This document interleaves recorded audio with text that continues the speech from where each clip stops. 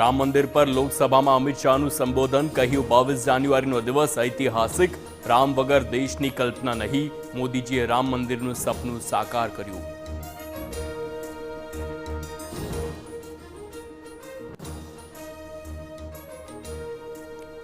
CAA પર અમિત શાહની મોટી જાહેરાત, લોકસભા ચૂંટણી પહેલા સીએએ લાગુ કરવા માટે નોટિફિકેશન બહાર પાડવામાં આવશે.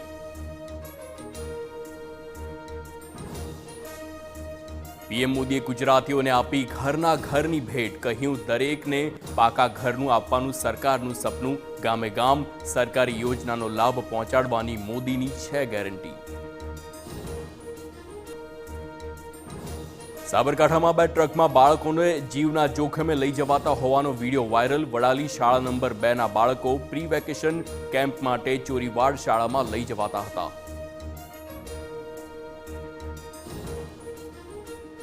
ટીવી9 નેટવર્ક અને આઈનાના સંયુક્ત ઉપક્રમે પ્રવાસી ગુજરાતી પર્વ 2024નો આરંભ, 3000થી વધારે પ્રભાવશાળી ગુજરાતીઓ એક મંચ પર.